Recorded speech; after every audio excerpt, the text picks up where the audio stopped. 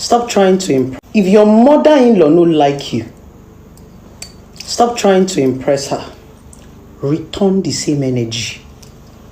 A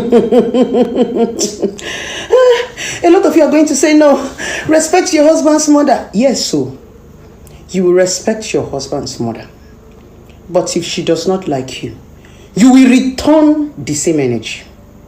Let me tell you something. When a mother-in-law does not like you, there is nothing you want to do in this life that will make her to like you. Nothing under the sun. If you like, cook, clean, buy her clothes, buy her shoes, she will collect it from you and still hate you on top of it. Let's get into the topic. Normally, I for advise you say, make you not even marry man when mama no like you. That's a first red flag. But because a lot of you women, when I get coconut head, we not a hear word. We not a hear word. We don't say, love. You don't rush, you don't carry belly. I love you, I love him. I cannot do without him.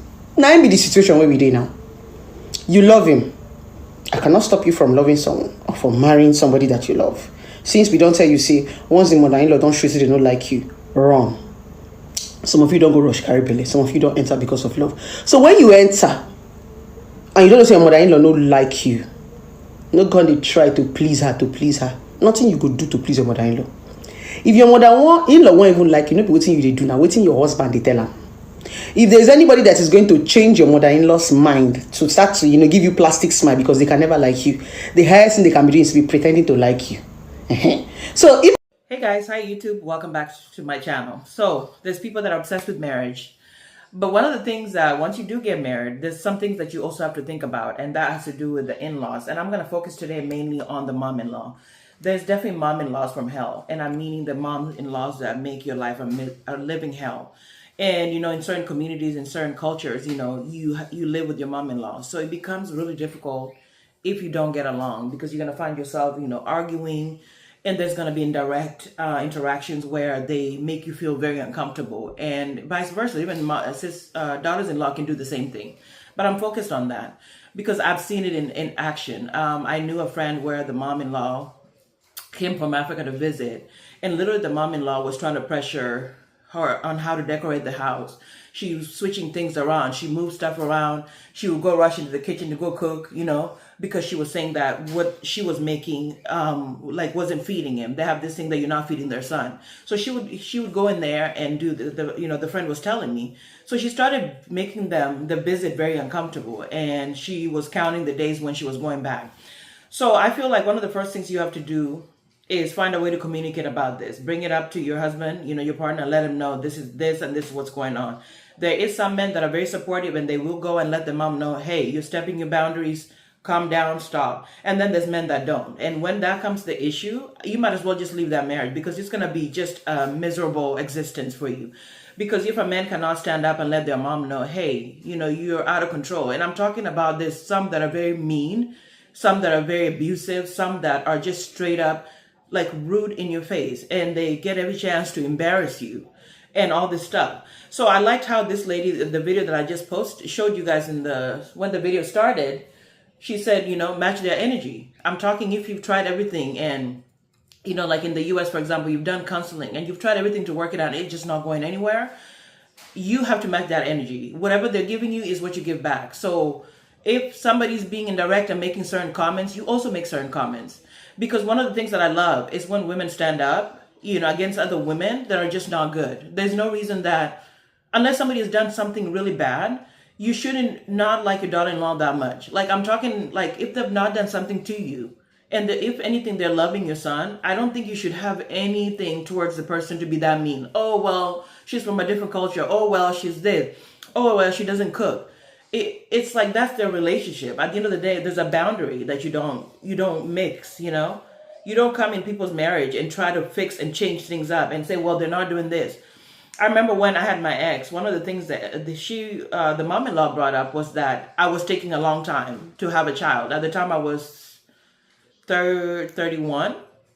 And I'm glad I didn't, because I realized later anyway, the relationship did not work out. So thank God I took my time, because it would have been something else. But she kept bringing up that I was taking my sweet time when it came to deciding to have a child. And never for once did she ask her son and say what's going on, because obviously we're having issues. That's one of the reasons why I held back having a child.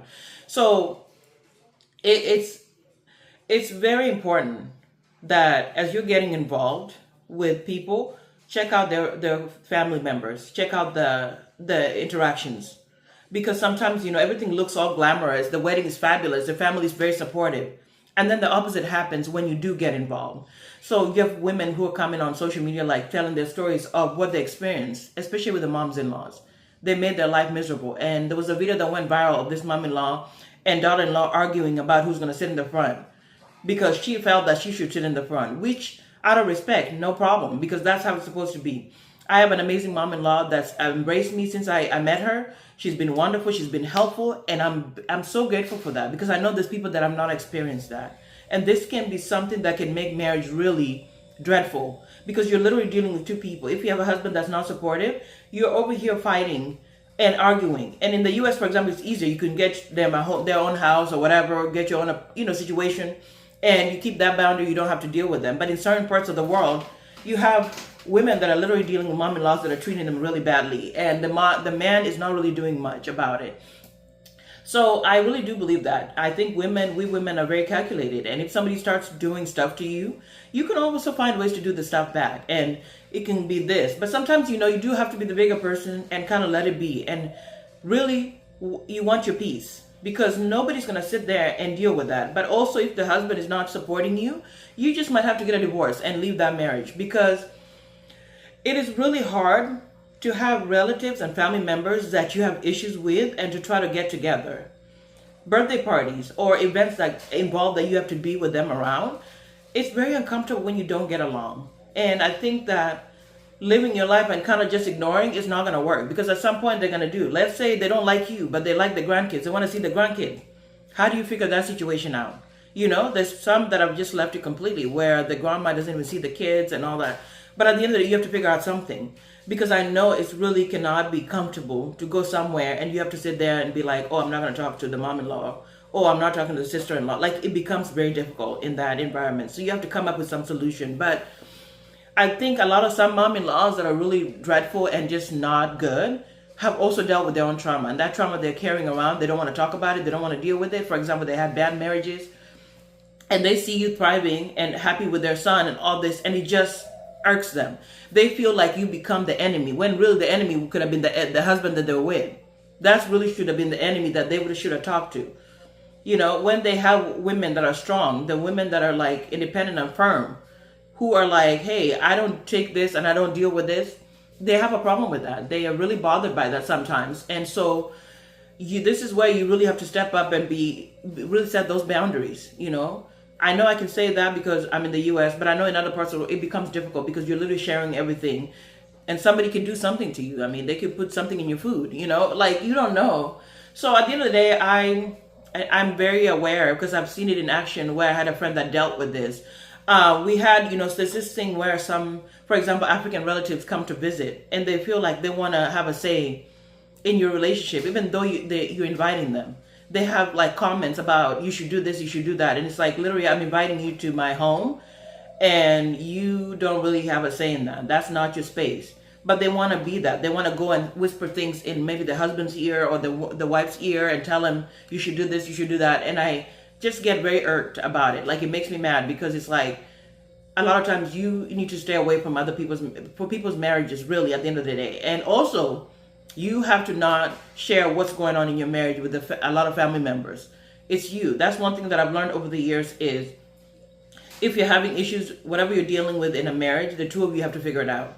Don't go and report it and start spreading it to people, because that's how they have an in and they start having a say in it. But if you keep that solid, the two of you are figuring out yourself, it becomes easier, because now they have nothing to go and say, well, she did this because she told me this. No.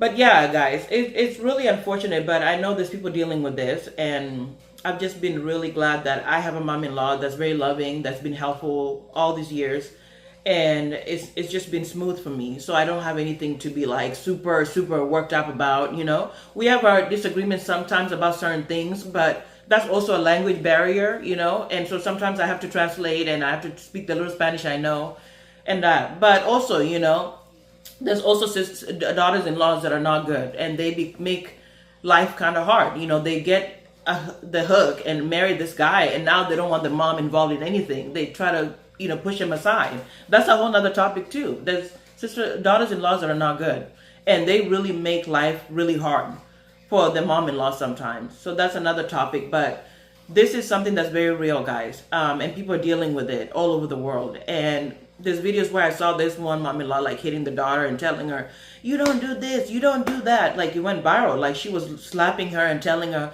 do this and do that because she was so upset with her, because there's just something itching in her that she doesn't like this girl. And they have that, and sometimes they just don't like you because you're a powerful woman and you're strong and you have an opinion, and they didn't get to do all that. So that anger that's bottled up in them, they take it out on you, you know, even though you're literally loving their son, you know, and taking care of him and being the best wife and all that. No matter what you do, it's like nothing is ever right. So at the end of the day, sometimes you just have to leave the whole relationship.